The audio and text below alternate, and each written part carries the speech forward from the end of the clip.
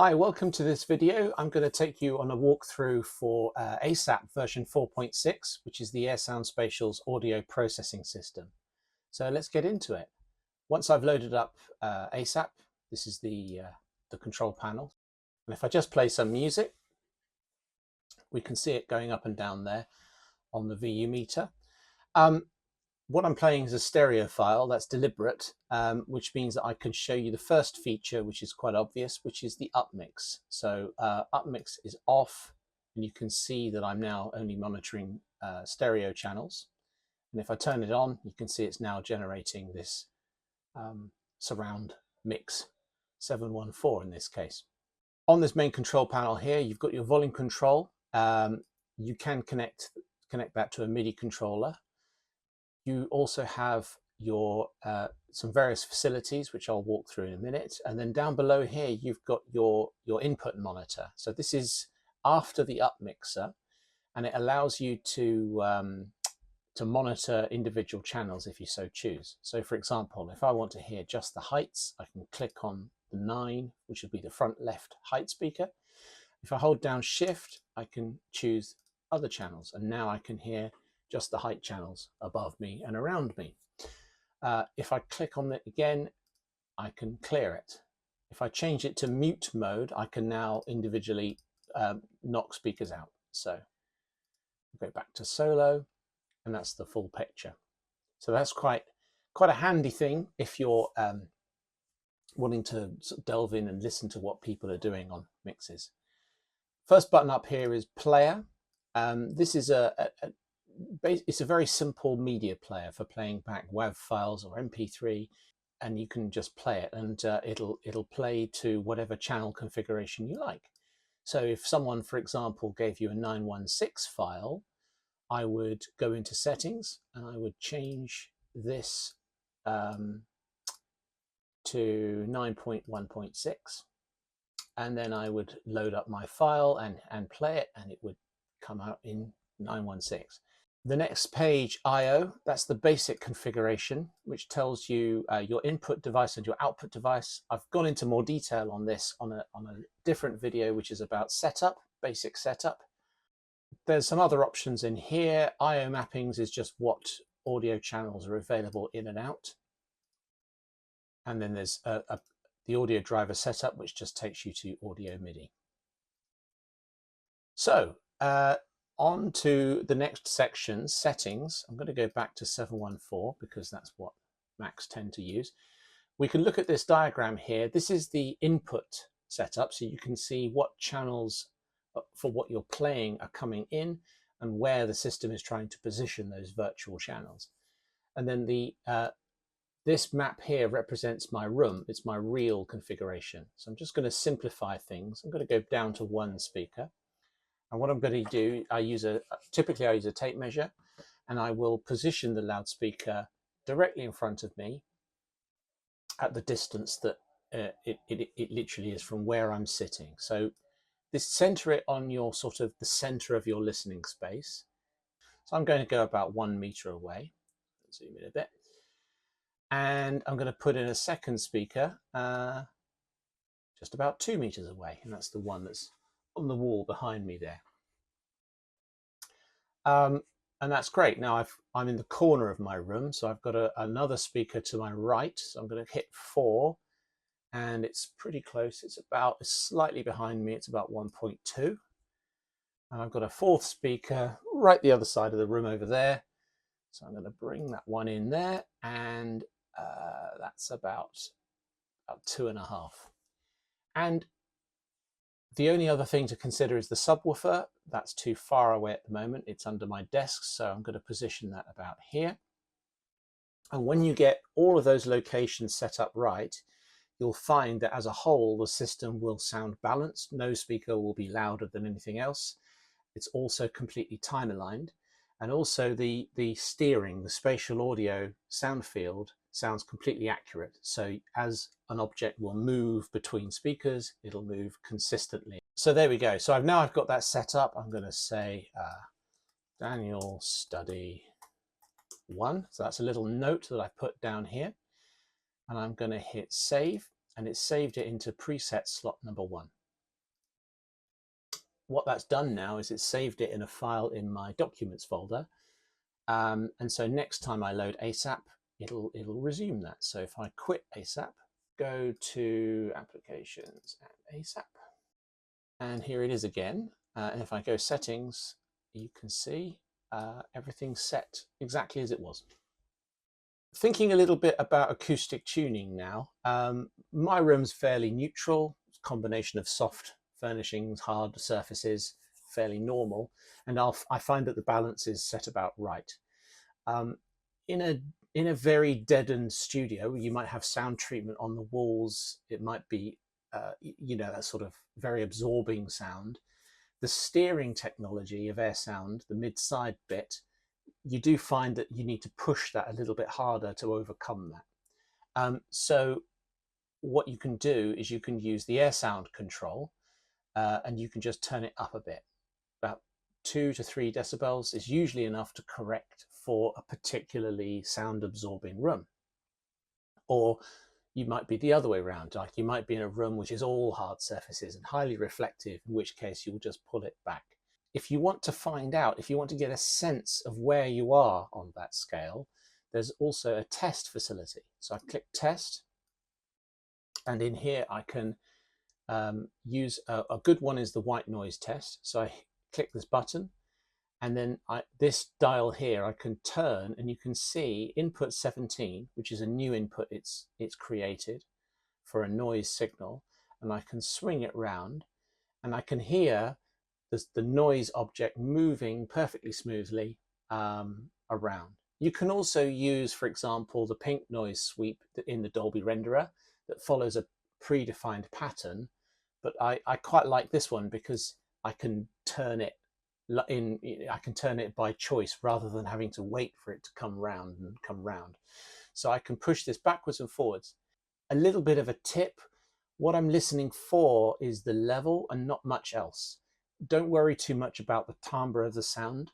I would say listen more for just pure level. So for example, if I've got 2 speakers here, one in front and one to my right, as I move the noise signal between those two, what I'm looking for, of course, is to hear the noise signal stay exactly the same level. If I find that the level dips in between the 2 speakers, that's telling me the steering effect, the sound that puts the sound in the middle there between those speakers, needs to be pushed a little more. So I push the air sound up a bit, and I move it back and forth and listen to see if it's the same level. If it's suddenly too loud and too apparent when it's in between the speakers, and it dies out when it's on the speaker, I would go the other way. I would just turn down the air sound. Next thing you can do is just tune the height. So if I push the height control up here, you can see the number 17 object move up to the sky and then back down. If I push it up, what I'm listening for is the sound object to move up and then down and up and down as I move that control. If I move it up and it dies away a bit, or it doesn't feel that obvious, probably the sound's getting absorbed a little bit in the ceiling. And so I can just push this height control here up a little higher, and just get it so that when I move that up and down, it sounds right. In my particular environment, I know that it's about fine. So I can double click on these, set them to 0, click save, and it'll remember it. The section down the bottom here, just for testing equipment. So this here is a tone generator. I click and turn this on, and that's a 1K tone. And this is just channel 1, 2, 3. There's a reset all button, which is new in version 4.6. So if I click that, it'll just bang, reset everything back to the start. If you click it by accident, don't panic. All I need to do is hit recall preset 1, and it's remembered my setting that I just clicked save on. In the advanced section, I don't want to explain this in too much detail. There's an auto button here. When that's enabled, you can't change any of these settings. The only one you can change is the time alignment. If I turn auto off, I can alter the steering sound stage of each speaker. So if I pull that down to a minimum, and then I can increase it, I can change the overlap ratios of of the different components. It's very rare you would find a situation, incredibly rare in fact, in recent versions where auto doesn't produce the best setting that there is. Looking at so acoustic balance, we've got the main, height and air sound. The main is just the third component, the front. If you're adjusting the height and the air sound, there's no real need to adjust the main. There's another one, LFE input. So that is a separate control for, in the case of the 7.1.4 you get off Apple Music, that would be off channel 4. And that is a feed that goes directly through to the subwoofer. And then below that, you've got the bass management. So if I turn that off or turn that on, you can see the subwoofer disappearing and reappearing, and I can just adjust the relative level. We've kept that as a separate control because obviously you're using a different kind of speaker to the rest of the system. So the system doesn't know how sensitive it is, but you can just adjust very easily the amount of bass relative to the rest of the system and just adjust it so that it sounds right. There's another control, upmix. So if I'm playing stereo content, and now you can see all the different components that are being generated. You can play with these levels if you like, but they are not stored as part of the preset. It will always go back to a default setting if you quit ASAP and reload it. So I'm going to close that down. And the next section I'd like to show you is EQ. So if I click on EQ, you can see here, I'll move my face out of the way. You can see here, there's again a number of presets.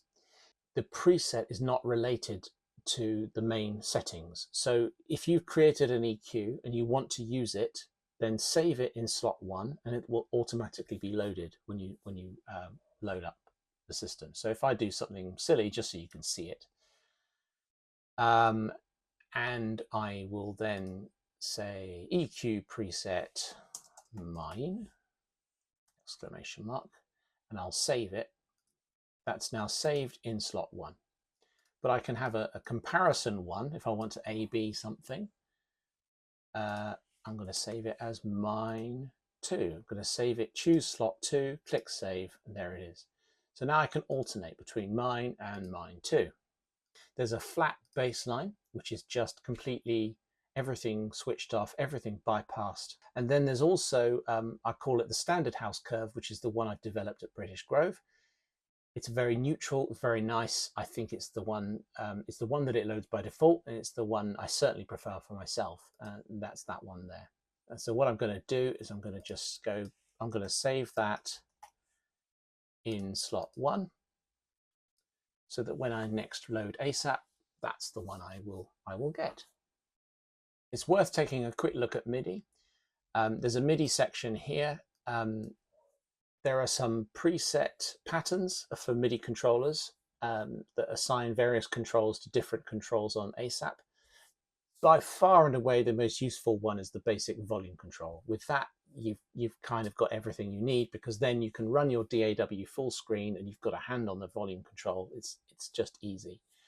You can actually learn any MIDI control that's spare and routed through to your computer in your studio. If I adjust something, you'll see this MIDI value change, and all I need to do is click learn, and then that will save that MIDI instruction and associate it with a volume control.